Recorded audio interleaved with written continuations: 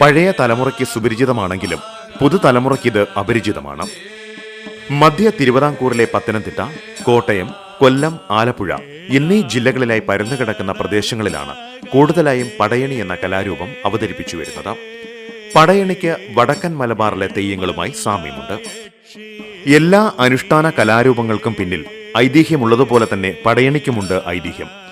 ദാരികാസുരനെ വധിച്ചതിനു ശേഷം ഭദ്രകാളി അതീവ കോപാകുലയായി മാറുകയും ആരാലും കോപം ശമിപ്പിക്കാൻ കഴിയാതെ വരികയും ചെയ്തപ്പോൾ ശിവനിർദ്ദേശത്താൽ സുബ്രഹ്മണ്യൻ ഭദ്രകാളിയുടെ കോപം പൂണ്ട രൂപം കവുങ്ങിൻ പച്ചപ്പാള അടർത്തിയെടുത്ത് അതിൽ വരയ്ക്കുകയും ഭദ്രകാളി കോപിഷ്ഠയായി വരുന്ന വഴിയിൽ ഈ രൂപം കാണിക്കുകയും ചെയ്തു.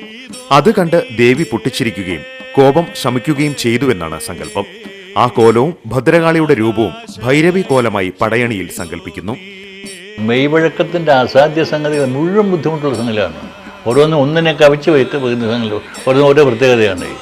അത് ചെയ്ത ഇപ്പോൾ പടയണി പഠിക്കുക എന്ന് പറഞ്ഞുകൊണ്ടല്ലോ, പടയണി കളറിയിൽ കച്ച കെട്ടുക എന്നുള്ളതാണ്. കളറിൽ കച്ച കെട്ടുന്ന പിള്ളേർ ആരാന്നറിയാവോ? വേലകളി പഠിച്ച് കളറിൽ പൂർത്തിയാക്കിയ ആളുകളാണ്. ആലപ്പുഴ അമ്പലപ്പുഴയൊക്കെ വേലകളി ഉണ്ടല്ലോ. ആ വേലകളി അന്നോടത്തൊരു സംഭവമായിരുന്നു. ഈ അഭ്യാസികളുടെ ആരാധന സമ്പ്രദായമായിരുന്നേ. ആ വേലകളി കളരിയിൽ കച്ചകെട്ടി പഠിച്ച് പരിപൂർണമായി വിജയം നേടിയ ആളുകളാണ് പടയണിക്കളരിയിൽ ആദ്യമായിട്ട് വന്നു ചേരുന്നത്. ധനുമാസമാകുന്നതോടെ അന്തി മയങ്ങിക്കഴിഞ്ഞാൽ ചൂട്ടുകറ്റകളുടെ വെളിച്ചത്തിൽ പഞ്ചവർണ്ണങ്ങൾ ചാലിച്ചെഴുതിയ കോലങ്ങൾ ഉയരുകയായി. പഞ്ചഭൂതങ്ങളെ സങ്കല്പിക്കുന്നത് കൊണ്ടാണ് പഞ്ചവർണ്ണങ്ങൾ ഉപയോഗിക്കുന്നത്. പടയണിയിലെ കോലങ്ങൾ മറ്റ് കലാരൂപങ്ങളെ അപേക്ഷിച്ച് വ്യത്യസ്തത പുലർത്തുന്നവയാണ്.